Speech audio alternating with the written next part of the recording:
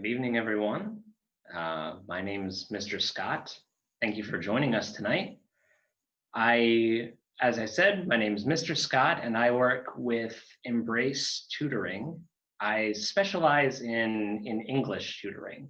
So basically anything having to do with the writing and language portion of the test or with the reading comprehension portion of the test. I'm going to be the guy that helps you figure out some basic reading strategies. If you come onto the meaning of a word that you've never seen before and you're trying to figure it out through context clues, if you all of a sudden have to know how a colon needs to be used, I'm your guy. I'm here to help you out with those things that you've probably learned in middle school and high school grammar, or even just basic reading skills. You probably learned it at some point, right? But a lot of times on test day, we have trouble remembering those things that we spent all that time learning in class. And the other thing that makes the English portions of the SAT a little more difficult is that the reading comprehension, which is what we're going to go over tonight, the reading comprehension is like any other reading test, but it's also unlike any other reading test. You're going to be using some of the same skills that you've always used whenever you have to encounter a passage. You're going to be looking for the main idea of what you're reading. You'll be looking for keywords and context clues to help you understand words that might escape you otherwise. But what makes the SAT different, what makes it unlike any other test, is that it's set up in exactly the same way every time. You're always going to encounter one of 4 kinds of passages, and you're always going to encounter one of, I'd say, around 4 types of questions. And it's never really going to deviate from that, because the SAT has to test millions of kids every time they take the test. It's millions of 17, 18, 16-year-olds taking this test, and they don't have time to reinvent the wheel every time, which thankfully makes our job very easy. When the SAT uses the same sort of tools, the same sort of structures year after year after year, that's when we can begin to predict, and that's when we can begin to construct our own strategies around test taking. Today we'll be looking at a reading comprehension passage in SAT Practice Test 6. I'm going to post a link in the chat right now where you can download that practice test for free.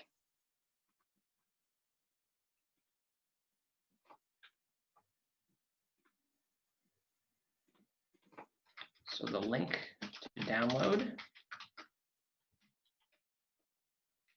is right there in the chat. You should be able to see it if you're with us for the webinar tonight. If you are old school, if you're pencil and paper and you've got the giant blue book with all these practice tests in it, this is going to be on page 834. This is going to be a science passage, and we'll be going through it together. So it's on page 834 of the blue book, and I'll look it up on the PDF right here.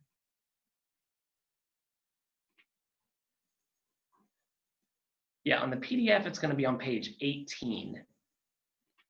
So again, page 834 in the big, massive blue practice test book, and page 18 in the SAT PDF. So as I've said before, if you've come to these webinars before, you'll know our basic strategies and you'll know the basic categories. I've gone over this. I don't expect you to have memorized this, but it's helpful to know. You're always going to encounter the same types of passages every time on the SAT. There'll be unique passages, but they'll be the same category. So those categories are going to be narrative fiction. So those are going to be the things that are just telling a story. Then you'll have your hard sciences. Those passages are going to be like the ones that we're encountering tonight. Those passages mostly have to do with chemistry or biology. They might also have to do with basic physics and discoveries in science. Then you'll also have social sciences. Those have to do with people. Those just have to do with how people behave in systems and not just the systems themselves. And lastly, you'll have your historical passages. Now, the historical passages are almost always in pairs. Those come in what I call the double header passages. That's when you're given like a passage 1 and a passage 2, and one's with Abraham Lincoln, one's with Henry David Thoreau. For whatever reason, they really love Abraham Lincoln. He shows up a lot. But Abraham Lincoln and some other historical figure, and you've got to figure out how those two passages interact. Those are usually the historical passage format. Sometimes you may just get one passage when it comes to history. But that's it. Narrative fiction, so storytelling, hard sciences, like chemistry and biology, social sciences, people behaviors, and historical passages. Now, one or a few of those might make you nervous as I was going over that. For me, it's the hard sciences. I'm not a scientist. I don't know a lot of the terms, and I don't know exactly how a lot of these things operate. But the thing that you don't have to worry about is that this is not a science test. Even if it's a science passage, at the end of the day, it's a reading test. Same goes with the social sciences, same goes with history. It's not history tests, it's reading tests of historical passages. So I'm going to walk you through some of the basic strategies that we've learned if you've joined us for any of these webinars before, and to sort of prove that you can master these passages even if they're not in a field that you're super comfortable with, like me with science. You can still find your way around these passages if you know how to read them well and read them efficiently in ways that don't suck up your time. So again, in the Big Blue Book, this is on page 834. In the PDF, it's on page 18. If you download that PDF in the chat, you'll find it on page 18. So I'm going to pull it up here. So if you remember our strategies from before, and by the way, if you're looking at this in your book, you're going to see it all at once, right? So you see a couple paragraphs here, followed by a couple of figures, figure 1 and figure 2, these graphs that we'll be asked to interpret later. And again, you may be freaking out a little bit. I'm just like, this isn't how I think. I don't think in graphs. I don't think in the ways that dots move along a quadrant, but that's fine. In the context of the passage, we'll be able to glean what we need from this. The first thing you want to do in any reading passage, and the science passages are no exception, is read the blurb. What's the blurb? The blurb is this little chunk of text right here. So it's a smaller piece of text before the passage properly begins. And what it's going to do is give us a basic idea of the main idea of the passage going forward. So what this blurb says is this passage is adapted from Kevin Bullis, What Tech is Next for Solar Industry. Copyright 2013 by MIT Technology Review. So we have the title, and that gives us a pretty good idea of what the main idea is going to be of this passage. We know what type it is. If we're talking about tech, if we're talking about the solar industry, we're likely talking about hard sciences. And we know our topics. We know we're talking about technology, and specifically we're talking about some kind of solar energy. So before we've even read the passage, we have a pretty good idea that it's going to be answering this question: what tech is next for the solar industry? So we don't read the passage next. right? Our first instincts might be to read the blurb and then read the whole passage and then try to hold that in our heads while we answer all of the questions. But if you've been with us before, you'll know I use the metaphor of that's like run while holding water in your hands and hoping you don't drop any. If you're trying to hold this entire passage in your head while you answer the questions, you're inevitably going to lose some of what you've remembered. And that means you're going to have to reread stuff. And unfortunately, that's going to cost you time on this timed test. So rather than read the passage back to front, we want to start by reading the blurb, and then we want to sandwich the passage. What I mean by that is we're roughly going to read the first and last sentence of every paragraph or every chunk. It's not an exact science, but let's see where we start if we just go with that first and last sentence of every paragraph or chunk kind of rule. So the first sentence of the first paragraph, solar panel installations continue to grow quickly, but the solar panel manufacturing industry is in the doldrums because supply far exceeds demand. Okay, so right away, we've presented a problem, right? The blurb gave us a question to be answered, what tech is next? And this first sentence gave us a problem to be solved, that the installations are growing, but the manufacturing industry is in the doldrums. That means it's in the dumps. It's not doing too great because supply is exceeding demand. So let's look at the bottom of this chunk here. It is a pretty short opening paragraph.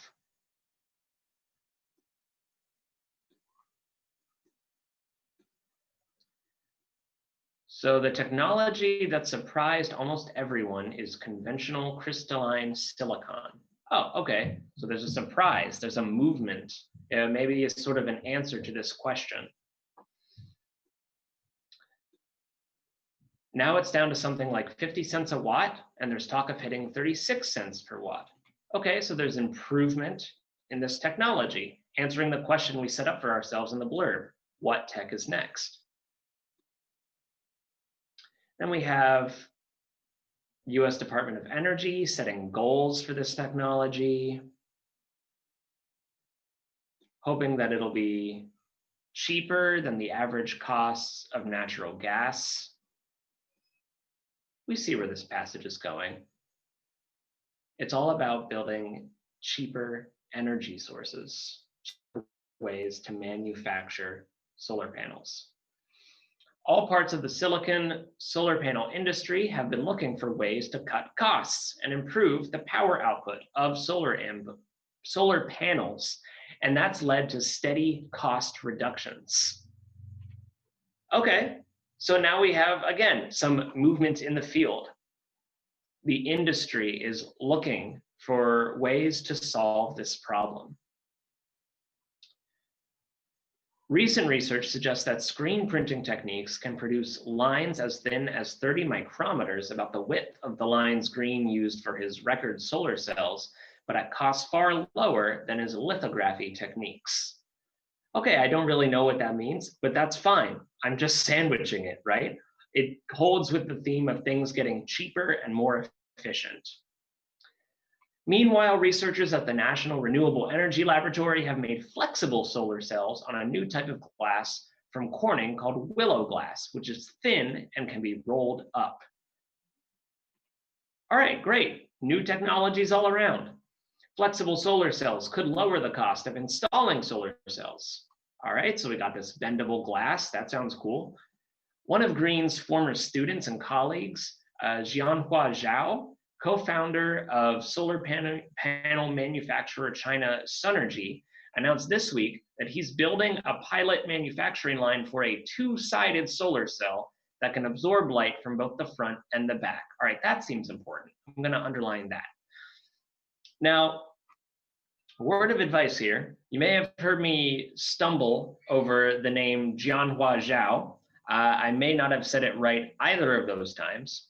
And if this were an English class, If this were a reading course, I would absolutely be stressing we need to get these people's names right, and we need to learn their context, and we need to learn who they are and the cultures they come from. All of those things are important for critical readers. Unfortunately, it's not something we're able to spend a lot of time on, pronunciation. And you're taking the test silently anyway. So you don't actually have to know how these people's names are pronounced. You just have to be able to recognize them. Something I like to do is sometimes I'll highlight whenever a new character comes up. Or not highlight, but I'll circle if I have my pencil and paper. So moving forward, he expects the panels to generate 10 to 20% more electricity over the course of a year. Okay, that's great. Cheaper, more efficient. Even longer term, green is betting on silicon, aiming to take advantage of the huge reductions in cost already seen with the technology.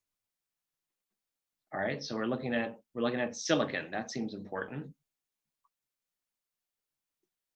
The challenge, and this is the last line of the passage, the challenge is to produce good connections between these semiconductors, something made challenging by the arrangement of silicon atoms in crystalline silicon. Okay, and it ends with this challenge. And that's something you'll often find in the science passages. If you don't have this written down somewhere, I make note of it.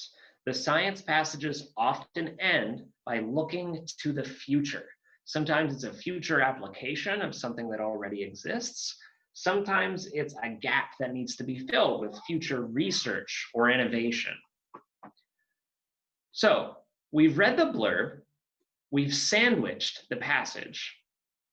Still haven't read it, we've just sort of sandwiched it, we've hopped around. Now we're going to do sort of a helicopter view of the questions. So they don't trip us up or surprise us later, we're going to categorize them. Now, if you've kept track before, and I'll bring up the PowerPoint here, you'll know that we stick to these 4 types of questions, and the SAT sticks to these. We have broad questions referring to the passage's main idea. Those you're going to want to save for the absolute last, because the more time you spend with the questions is more time you're going to spend with the passage, and you'll have a better idea of the main idea the longer time you spend here. We have our line questions, which are referring to specific sections. We have vocab and context, just asking for the meanings of words. And we have graph or data interpretation questions. So what I'm going to do on test day is, before I even read the passage, I'm going to hop around between these questions, and I'm not going to read the choices. I'm just going to try and categorize them. So number 43, the passage is written from the point of view of a, okay, well, that seems like a broad question. It doesn't refer to a specific line or a graph. It's asking more about a larger context of the passage. So I would just circle that and come back to it later. As used in line 4, poor most nearly means. Well, that I would mark as a vocab and context question. So on test day, I would literally just take my marker or my pencil, whatever it is I have with me on test day. Please just take a number 2 pencil with you. Don't whip out a magic marker or Crayola. I would just mark it with a V for vocab. And those I can solve almost right away, because I only need that immediate context. It can reasonably be inferred, number 45, from the passage that many people in the solar panel industry believe that, okay, that seems like a broad question, until we look at the next one. Because remember, when we see what looks like a broad question at the end of a column or page, that means it might actually be connected to the one over on the other side of that barrier. And lo and behold, number 46, which choice provides the best answer for the the best evidence for the answer to the previous question. So now, here in number 46, we find that 45 and 46 are connected. What am I going to do on test day? I'm going to mark both of these questions as a line question, and I'm also going to draw an arrow, just as a reminder that these two questions are connected, and I shouldn't try to answer either of them without the other.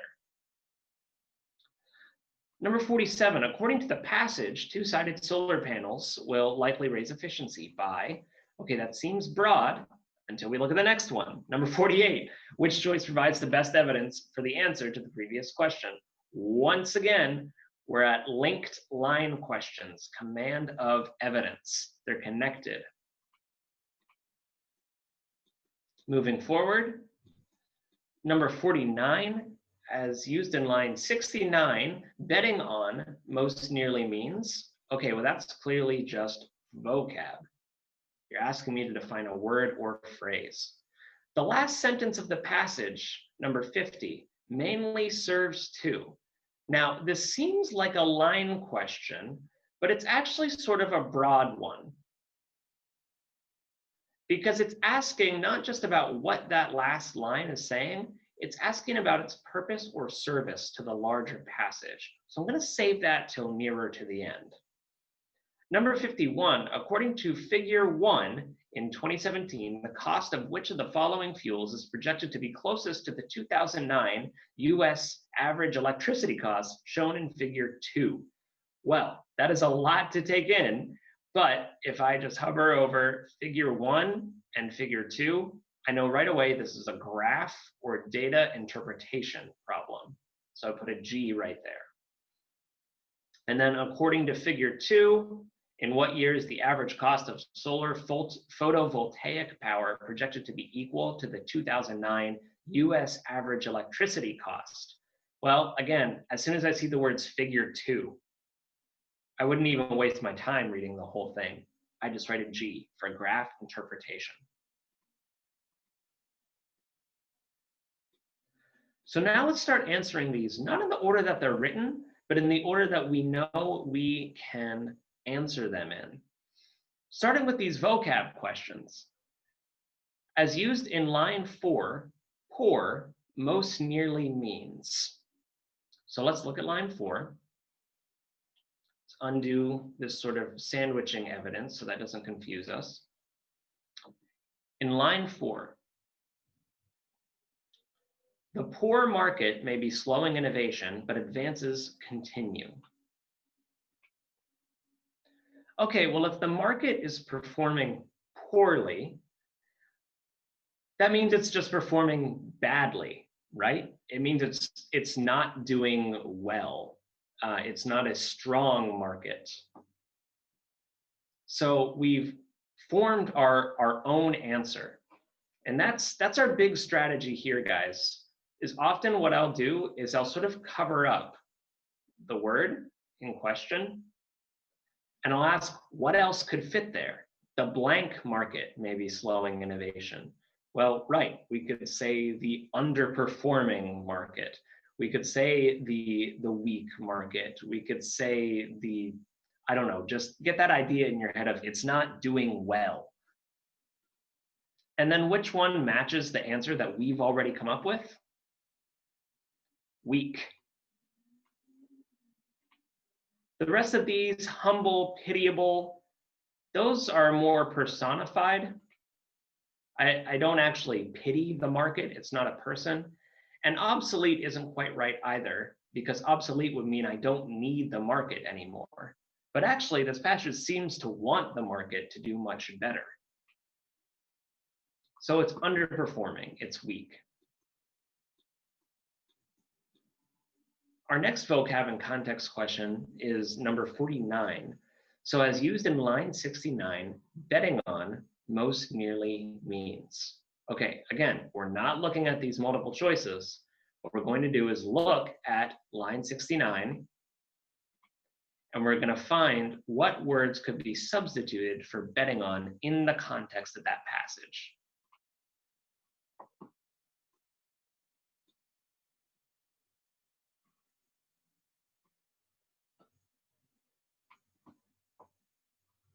So we see here, even longer term, green is betting on silicon. Let's read the whole sentence to get a better idea of context. Aiming to take advantage of the huge reductions in cost already seen with the technology.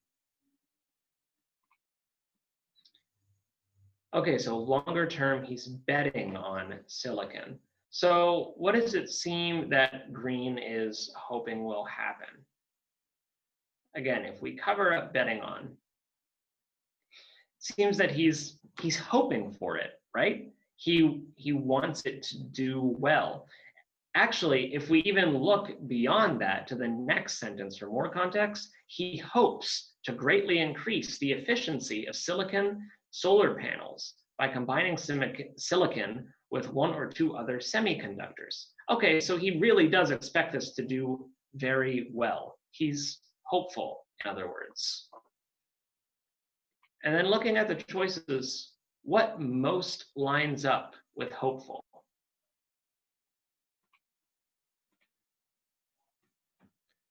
Turns out it's not dabbling in, and it's not gambling. He's not literally gambling with it, and he's not switching anything.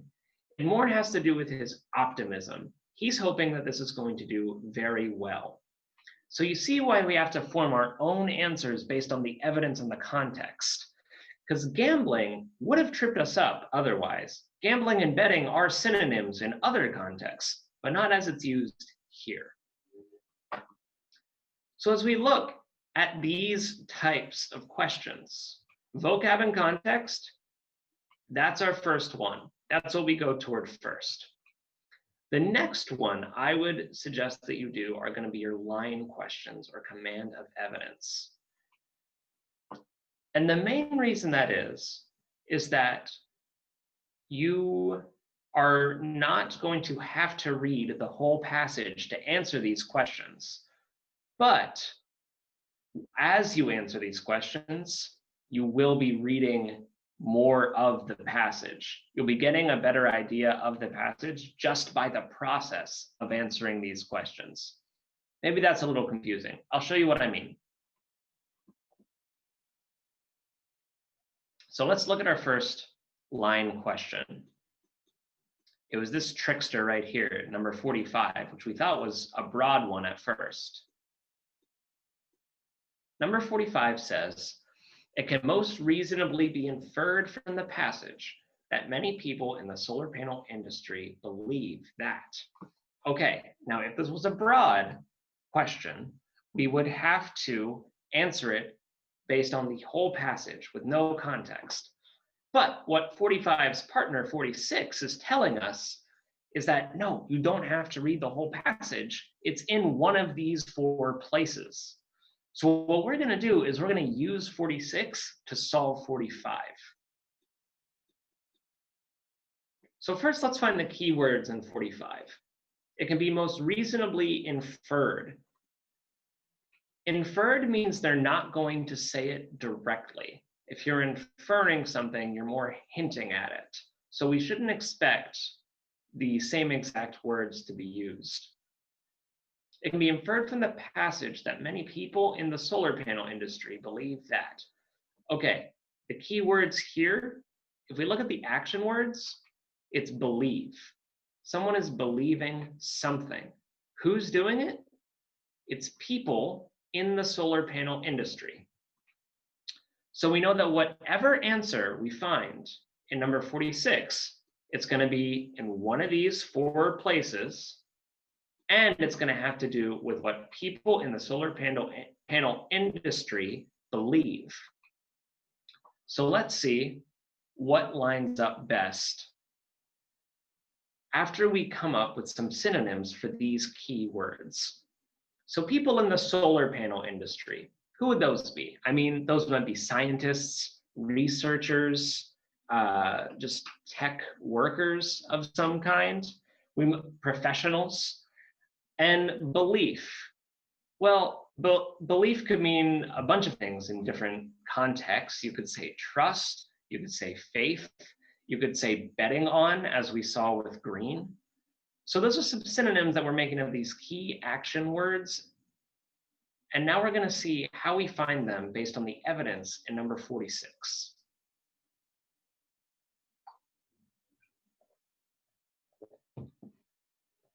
So 46 tells us that the first place we might find the answer is in lines 1 to 3, starting with solar and ending with demand.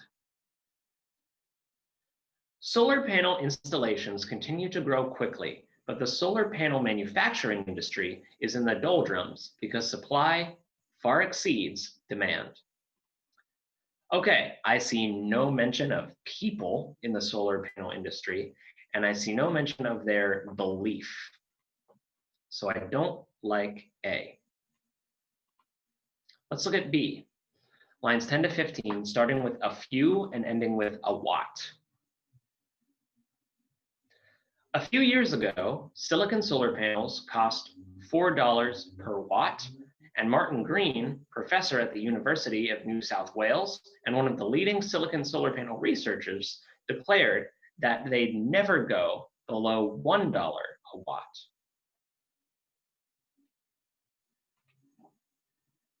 Okay, well, now we are starting to talk about some of the actual researchers. And he's making a declaration, which means that there is at least some sort of belief going on here. So I would say B is our best answer so far. But let's see if we can't find anything better. Because mostly this is about Martin Green, not people, just person, right? So let's see if there's anything better. Lines 22 to 26, starting with if so and ending with plants.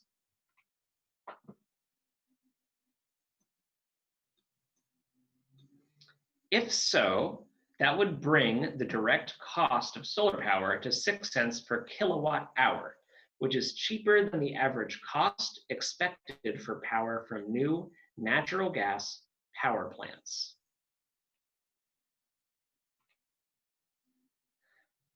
So I don't know the people mentioned here, people of the industry.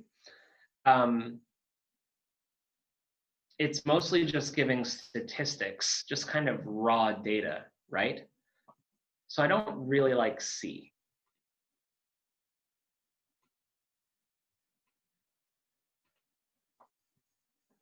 (27 to 30, starting with all and ending with reductions. All parts of the silicon solar panel industry have been looking for ways to cut costs and improve the power output of solar panels, and that's led to steady cost reductions.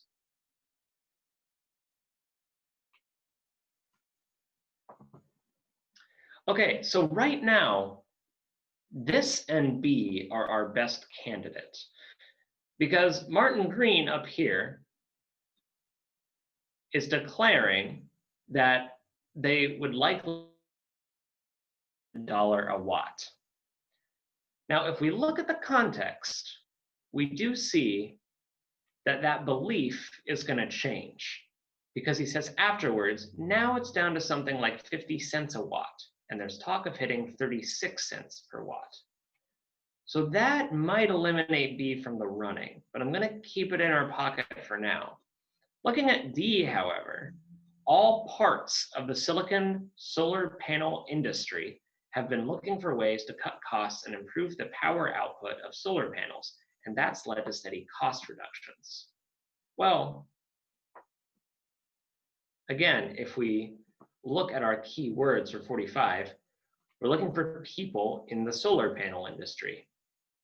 What do we have here? All parts of the silicon solar panel industry. And at least some of those parts have to be people, right? If they're looking for something, we're not talking about parts like machines in a factory. Those can't seek to improve themselves. This seems to be our best bet so far.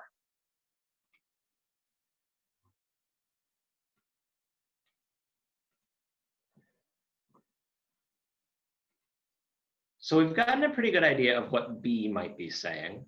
Martin Green makes an expectation. which then changes as technology improves. Looking at D, it seems that these people in the solar panel industry, they're trying to cut costs and improve the power output of solar panels. Well, what belief would be behind that action, right? Because we're looking for their beliefs. What they seem to believe is that, I don't know, they can improve. I don't really know what else you could divine from that, but at the very least, we have that going for us. So let's see if anything in here lines up with B or D. People in the solar panel industry believe that A, consumers don't understand how solar panels work. I didn't see that in any of our choices. I don't like A at all. B, two-sided cells have weaknesses that have not yet been discovered. I didn't see anything in there about two-sided cells, much less their weaknesses. The cost of solar panels is too high and their power output too low. Well, okay, that would make sense with D, right? Because if they're looking to cut costs and improve power output, it seems to be that they believe they have a way to go. So let's hold on to C. D, willow glass is too inefficient to be marketable. Okay, well that cuts it out of the running right away because we haven't said anything about willow glass except for in our sandwiching. We haven't found anything about that in these passages. So B cancels out because the closest thing we've had, and this is called double process of elimination. If you narrow it down to a few choices in one, usually the choices in the other can help you figure out which one connects to the right answer in both. The cost of solar panels is too high and their power output is too low. That's the belief we're inferring from the actions of the people in the solar panel industry. Make sense? That's what inferring is, guys. We're always trying to figure out what's under the hood of these actions. It must be some kind of belief or motive. Let's move on to our next line question. According to the passage, two-sided solar panels will likely raise efficiency by A, requiring little energy to operate. Oh, what am I doing? I'm going through the multiple choices. We don't need to do that because we have a connected question right beneath it. This is the advantage you guys have. You can make marks on your paper and they stay there. And by the way, you should make marks on your paper. You should be annotating your tests. Those things are single serving. They don't want them back once you've used them. Doodle on these as much as is useful for you. The issue with my doodling is that, well, it stays on my screen, but it disappears from the page. So, according to the passage, two-sided solar panels will likely raise efficiency by. Let's find our keywords here. Our action word is raise. So let's ask, what's it raising? It's raising efficiency. Okay, what's the thing doing the raising? These two-sided solar panels. All right, so we have our subject, our verb, and our direct object.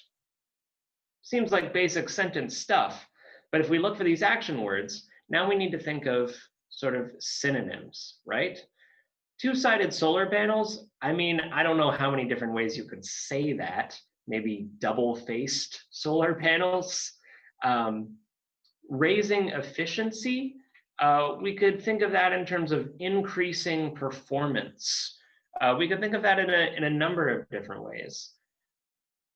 But we just need to hold in mind that it's these two-sided solar panels that are doing better, right? If we can just break it down to that basic idea, they're doing better in a specific way. And we're going to find that way in one of these 4 lines in question 48. So question 48 says, that our first option is lines 58 to 61, starting with the basic and ending with plant.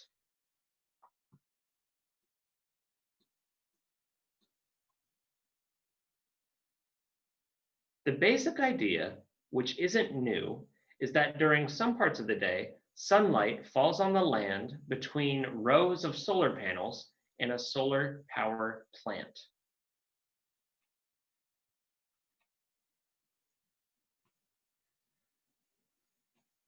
Okay, so we have this line, and we may want to look at the context. Are we talking about two-sided solar panels?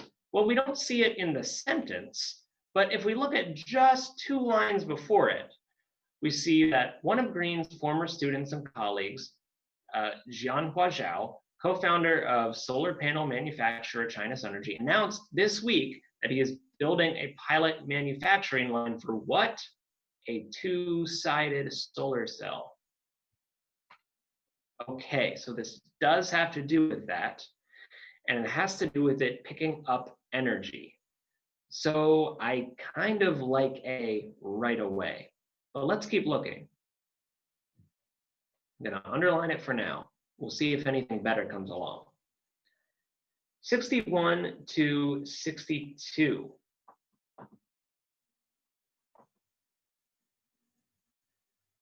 Starting with that and ending with output.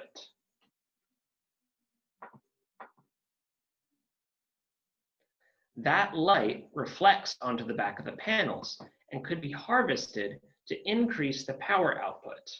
Oh, okay. Well, now we're getting even more specific. I like B even better, if I'm honest. That light reflects onto the back of the panels and could be harvested to increase the power output. So let's get rid of A.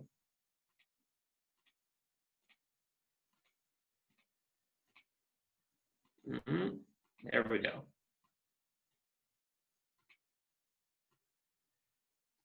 Now I like B the best. We're getting even more specific. Oh, but it looks like it keeps going. You can see 63 to 64, 64 to 66. We're gonna end up reading this whole paragraph piece by piece, guys. Starting with this and ending with reflective. This works particularly well when the solar panels are built on sand, which is highly reflective.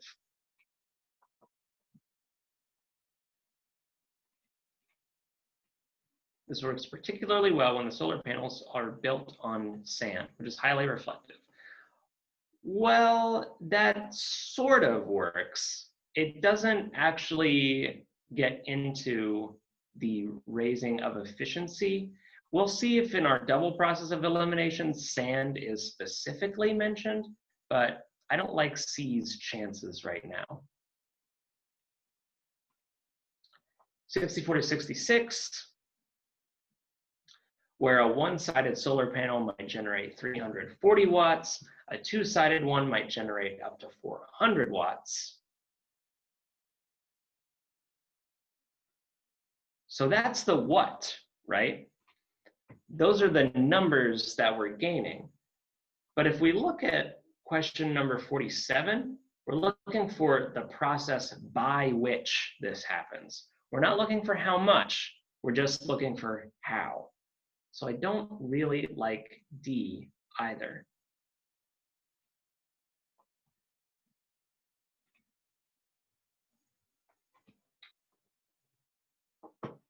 I'm just going to double check that I had this right.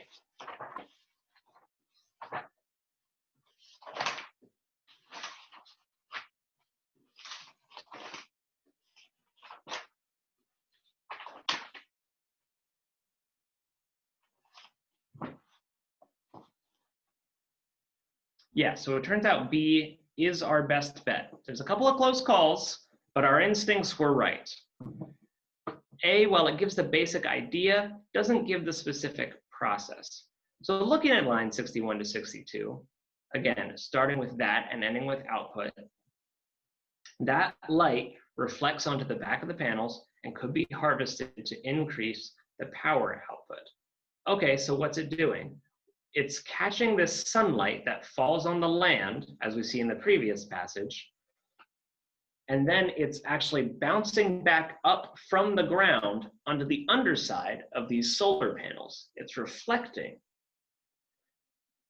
The reason that A doesn't work as much is A just describes this process. A just describes the sunlight missing the solar panel on the first go-round. B describes how that sunlight might bounce back from the ground to the solar panel's underside. So let's see if we can't find something that reflects what we've discovered here. According to the passage, two-sided solar panels will likely raise efficiency by A, requiring little energy to operate. I don't see that in what we looked for. B, absorbing reflected light. That seems closest so far. C, being reasonably inexpensive to manufacture. No, we're not really talking about the cheapness of assembly here, so I don't like C. D, preventing light from reaching the ground. Well, no, we know from A that the light does reach the ground, right? It misses it on the first go through. That's why the double-sidedness is so important. So our answer for 47 and for 48 is B.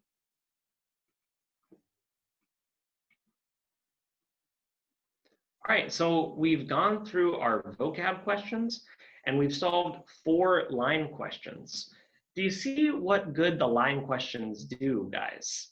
When we study the line questions, we're reading what we would have to reread anyway. We can't, in all our strategizing, save you from reading boring things. At some point, you will have to read something that you're just not that interested in. What these strategies are for is to make sure that you only have to read boring things once. We want you to use the passage to find your answers and then get out of the passage as quickly and as correctly as you can.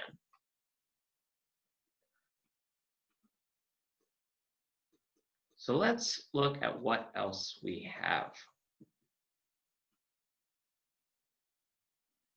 Okay, so as used in line 69, we already did the vocab question. Let's look at number 50. The last sentence of the passage mainly serves to. I think that at this point, we've read enough of the passage that we can figure out what this is doing with the main idea, okay? So let's hop on over.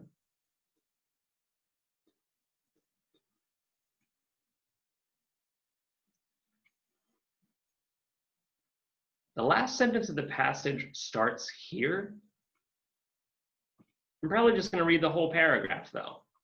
We've already read this, so this is going to take us less time. Even longer term, Green is betting on silicon, aiming to take advantage of the huge reductions in cost already seen with the technology. He hopes to greatly increase the efficiency of silicon solar panels by combining silicon with 1 or 2 other semiconductors. And let's keep going. Each selected to efficiently convert a part of the solar spectrum that silicon doesn't convert efficiently. Adding 1 semiconductor could boost efficiencies from the 20 to 25% range to around 40%. And I may be circling key terms here. Adding another could make efficiencies as high as 50% feasible, which would cut in half the number of solar panels needed for a given installation. Whoa, okay. So we would only need half as many solar panels because they'd be acting at twice the efficiency. Now, our last sentence, our money line that we have to interpret here. The challenge is to produce good connections between these semiconductors, something made challenging by the arrangement of silicon atoms in crystalline silicon. Okay, Now, some of those words may have seemed like nonsense to you. Maybe you followed that perfectly well. Hopefully you've built enough context clues that at this point you know what a lot of those at least kind of mean. But let's say that you don't. Do you think we can still find the purpose of this line in the passage? Well, I want to introduce you to this one practice sentence that I found very helpful when dealing with unfamiliar territory. And that sentence is this: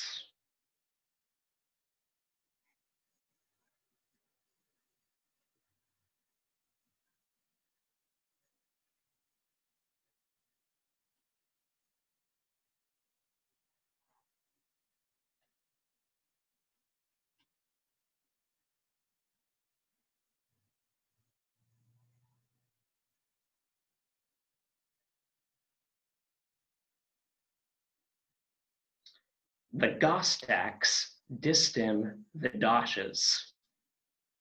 Do you recognize any of those words? Correct, you do not, because they are made up. Those words do not exist. So this is a nonsense sentence. These words have no meaning, except for the word the. You probably recognize that one. However, even though I don't know what these words mean, in the context, I can still find the verb. What do you think the action word is in this sentence? Even if you don't know what the action is, you can probably tell the action word is distim. And you can probably tell that the subject is Gostacks. And the direct object, well, I guess that's doshes. That's the thing receiving the action. We don't know what these words mean, but we know their relationships. So if I asked you to define distimming, if you knew nothing else, what could you tell me? You could tell me that distimming is something that the Gostacks do to the doshes, even if that's all you knew. If I asked you, well, what are Gostacks? If you knew nothing else, you would at least know Gostacks are things which distim doshes. And let's say I asked you, well, what are doshes? You would just circle right back around and say, doshes are something that Gostacks distim. I don't know what these words mean, but I know their relationships to each other. Now, the upside of all this is, in all likelihood, you will know more than the word the in any given sentence. You will see these relationships between words, and most of them will be words that you know. Some of them will sound just as nonsensical as Gostacks, distims, and doshes, but you will still be able to figure out the relationship to the words around it and thereby find its meaning. So with that in mind, the challenge is to produce good connections between these semiconductors, something made challenging by the arrangement of silicon atoms in crystalline silicon. Okay.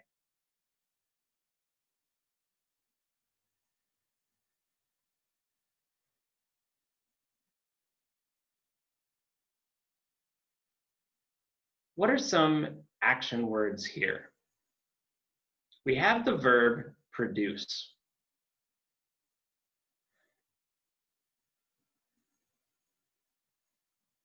We have the verb is. What's the subject here, though? The subject is a challenge. The thing that this sentence is about at the end of the day is something that's challenging about working with these materials. Well, okay, which materials? The materials these semiconductors are made of. What material is that? What's the challenging material?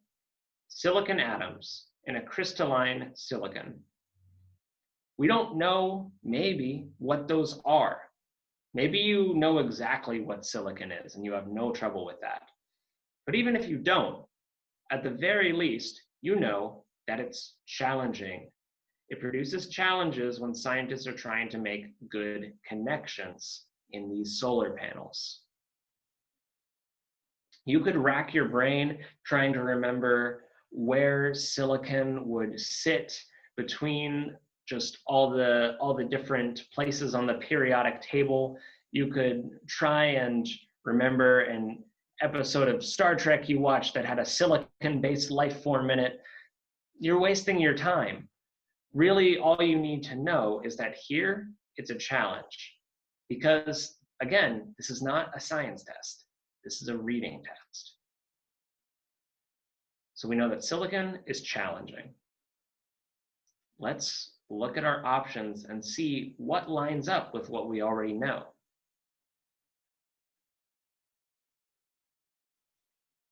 The last sentence of the passage mainly serves to A, express concern about the limitations of a material. Well, that's promising. We definitely did talk about the limitations of a material. So A, I wouldn't throw it out. B, identify a hurdle that must be overcome. Well, hurdle is probably a little bit better than concern, right? A concern would mean pessimism. Concern would mean I'm not quite sure if this is going to fully work. A hurdle, though, if any of you guys have ever been on a track team or you have friends that are, hurdles are those things that you jump over as you run. A hurdle is an obstacle. It's a challenge. And that lines up with what we saw in that last sentence. So far, I like B better than A.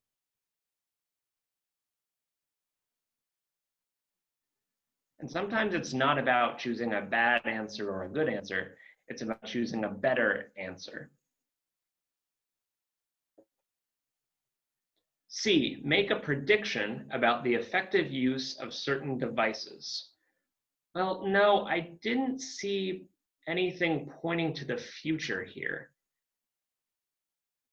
We had a challenge of what needs to be done, but we don't see exactly how it's going to happen.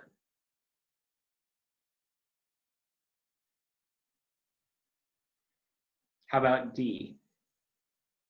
Let's cross out C here. Introduce a potential new area of study.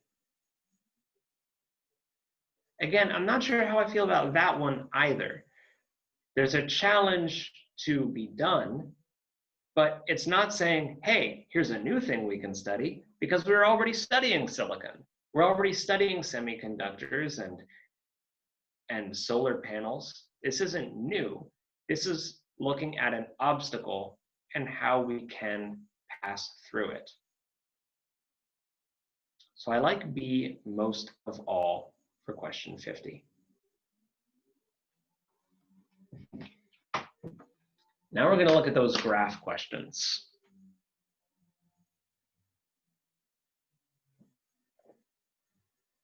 Whew. Got to build up the stamina for the graph questions. We're ready to go. All right, we're just going to do a quick double check that we haven't missed anything else. We do have our broad questions. Well, we'll get to you, number 43.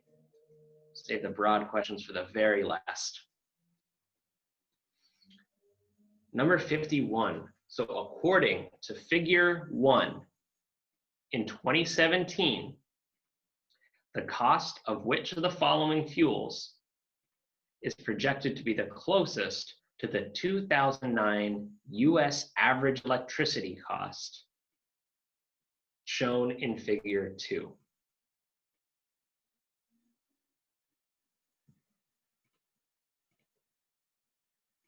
All right, so there's a lot to keep track of there. Most of the data interpretation questions that you encounter are not going to ask you to interpret two figures at the same time. But this one is.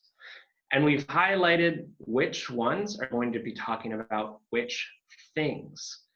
According to figure 1, we're looking at 2017. We're looking at cost, and we're looking at one of the fuels. So a cost of a kind of fuel is going to be closest to the data we see in 2009 US average electricity cost shown in figure 2.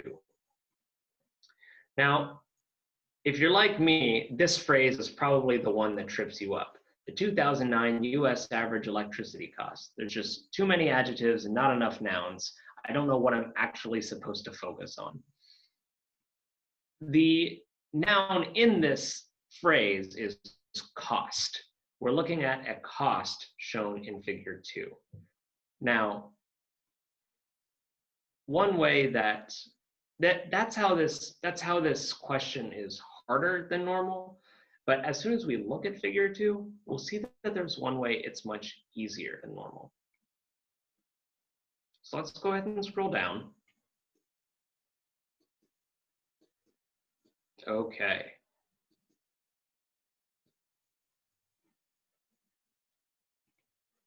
Right, so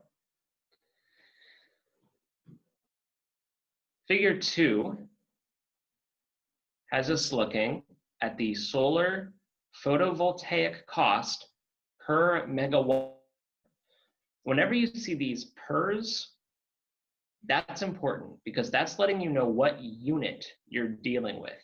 You're dealing with cost per megawatt hour. Now, again, we can rack our brains trying to find the 2009 US average electricity cost until we see those exact words right smack dab in the middle. And it doesn't even just point to a point on the graph. It tells us this is the number. What's our unit? So it's $120 per megawatt hour. So we're trying to find the 2017 fuel cost that's closest to this cost, $120 per megawatt hour.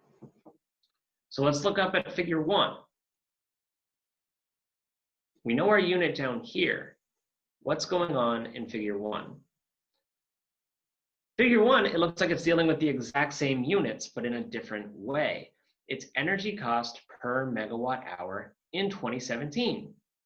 Okay, well, again, that simplifies things because we were looking for 2017 data. Thankfully, everything in figure 1 is 2017 data. We have our,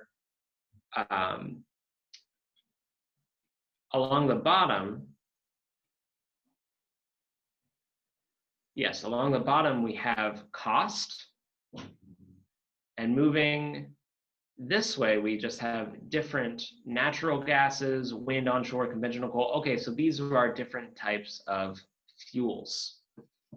Costs along the bottom, different types of fuels going up and down. So which one of these comes closest to $120 per megawatt hour? Well, the good news with the SAT is that there's not going to be any graph problems that require you to pull out a ruler, right? You don't have to be a hero. You don't have to figure out exact numbers on these graphs. We just have to find what's closest to $120 per megawatt hour.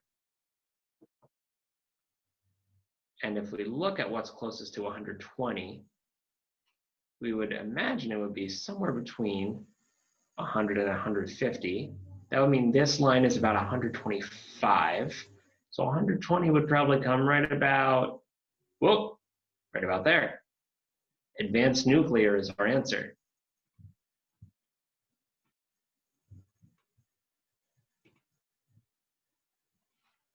Okay, so just like that, we've gotten what we needed from those graphs. All we had to pay attention to are the units on the axes.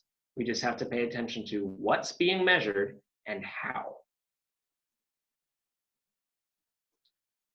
Number 52 is a much simpler question. According to figure 2, what year is the average cost of solar photovoltaic power? Again, don't freak yourself out if you can't pronounce the word photovoltaic, because you won't have to pronounce it on test day. That kind of power projected to be equal to the 2009 US average electricity cost.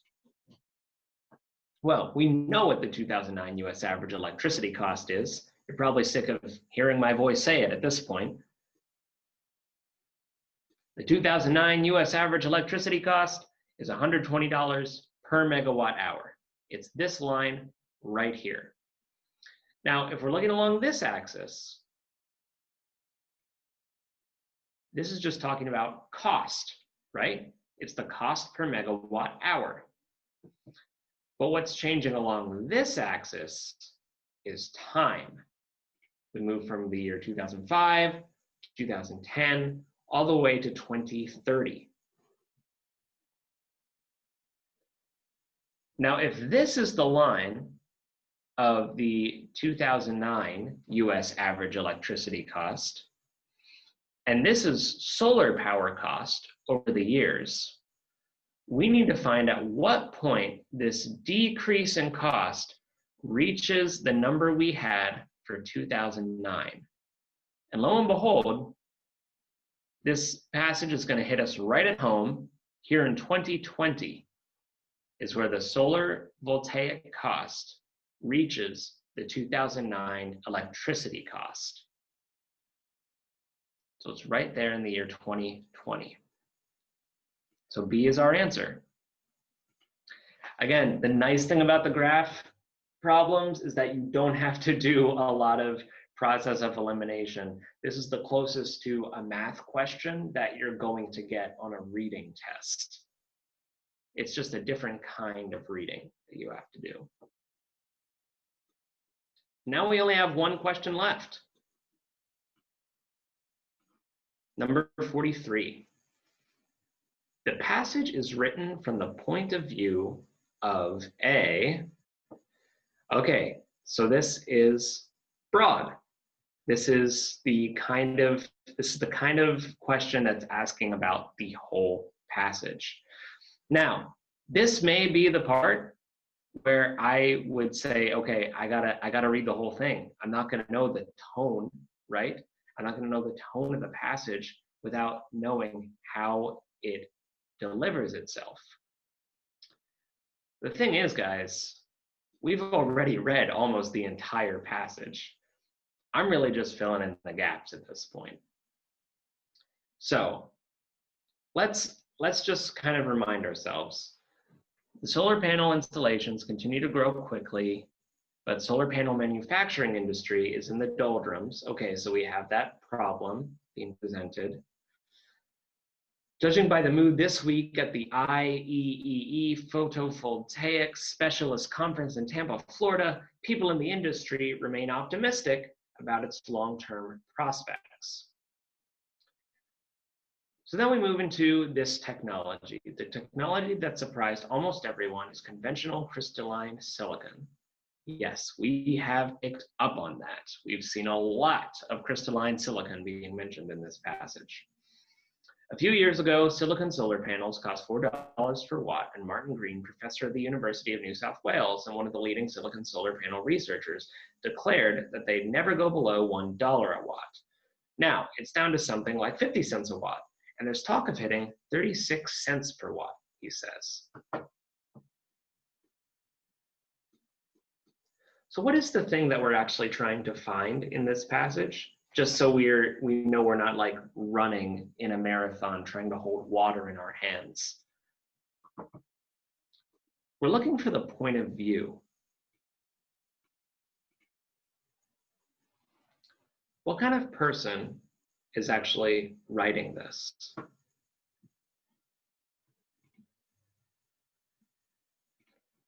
And with such a broad question like that, it may actually help us to look at our choices. So A, we have a consumer evaluating a variety of options.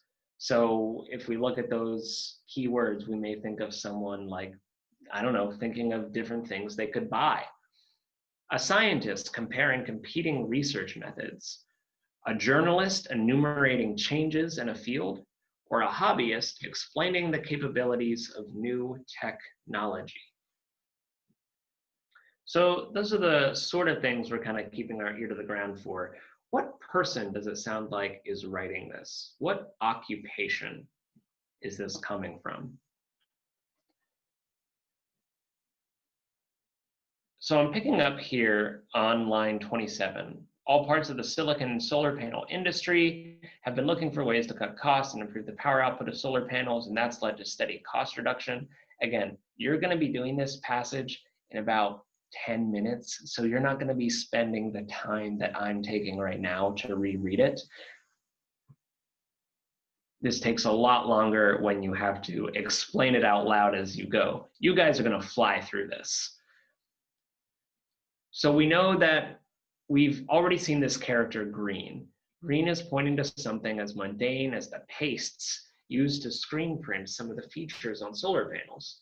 Green's lab built a solar cell in the 1990s that set a record efficiency for silicon solar cells, a record that stands to this day. To achieve that record, he had to use expensive lithography techniques to make fine wires for collecting current from the solar cell. Okay, so we had to use really expensive equipment to build this thing. Gradual improvements have made it possible to use screen printing to produce even finer lines. All right, his lithography techniques, we already read about this when we were sandwiching. If I had the underlines here from when we were sandwiching, almost this whole thing would be covered. So we have that technology. Oh, and then we have, meanwhile, researchers at the National Renewable Energy Laboratory have made flexible solar cells on this thing we read about already called willow glass. Okay, so we've listed one technology with really fine wires and lithography or lithography. I don't know how you say it, and it doesn't matter for the test. We have flexible solar cells over here. And now we have what we learned about already here, the two-sided solar cell. So we're listing a lot of technologies here. Before ending at the end here with the challenge of the existing technology and how it might be improved.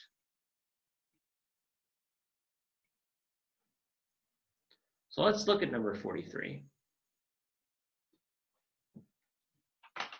Do we think that this is being written from the point of view of a consumer evaluating a variety of options?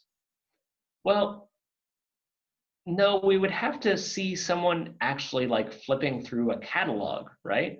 This person isn't saying, when you go out to buy a solar panel, that's not even talked about. It's just talking about the people who are making it, not the people buying it. So I don't like A. We look at option B, a scientist comparing competing research methods. Okay, that might tempt us because we've had a lot of scientists quoted, right?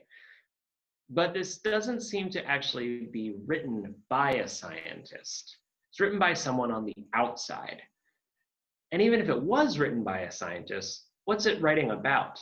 Competing research methods? Well, no, this isn't about different ways to research. This is about new technologies, right? This is about the different methods by which solar panels are improving.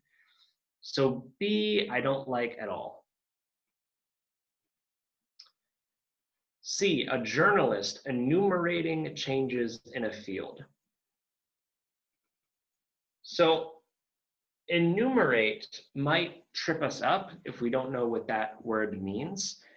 If you look at the root, you might see numeral. That just means number. Basically, if you're enumerating something, you're just listing them off, right? Like this is number one thing, this thing I saw, this is the third thing I saw. And that lines up pretty well with the structure of the passage we've seen. We see Green talking about his lithography, and then we see these researchers talking about bendable glass, and we see these researchers talking about sided solar panels. He's just kind of giving us a list. So C is my favorite so far. D, a hobbyist explaining the capabilities of new technology. Now, that one is also tempting. You probably even heard me use these words, new technology. I would say you could possibly make an argument for this. These are new developments. However, the technology is the same. It's still a panel catching sunlight. The basic design has not switched up all that much. So that's the first reason that I would be suspect of option D. The other thing that I don't really see here is hobbyist.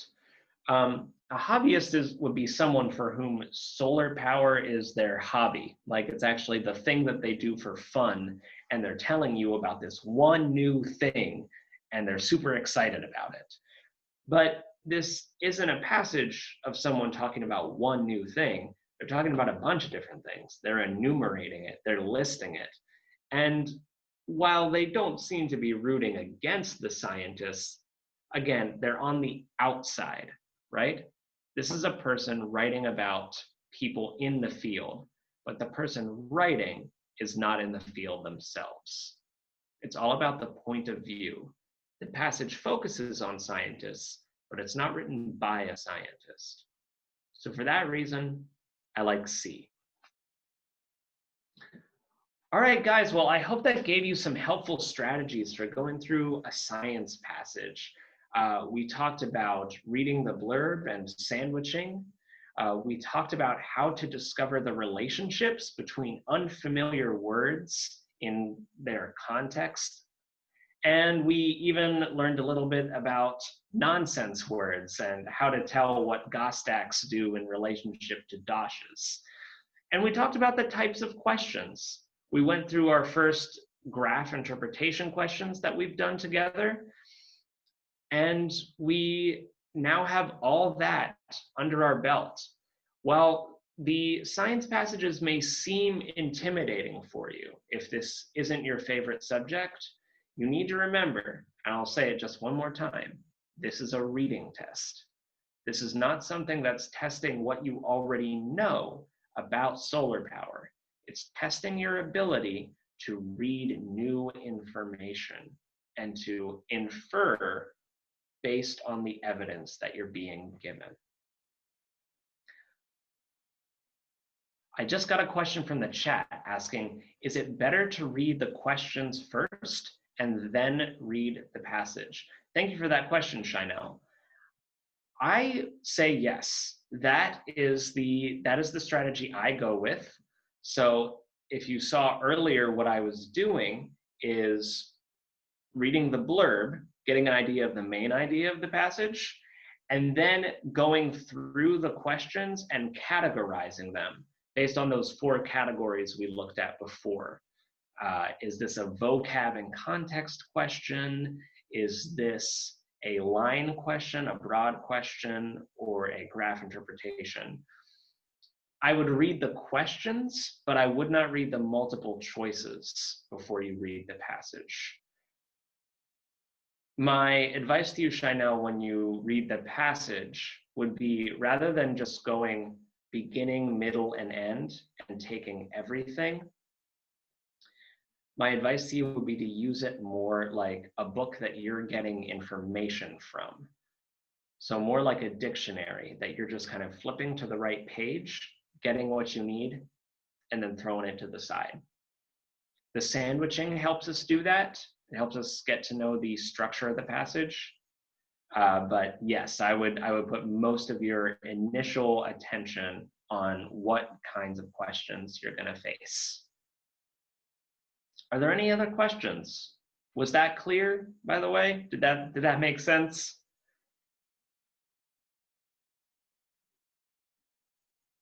But yeah, any other questions about general reading strategies?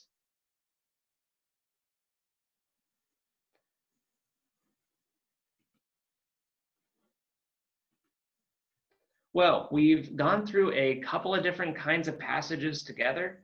Hopefully you're seeing now that these strategies are the same, even when the subject matter is very different.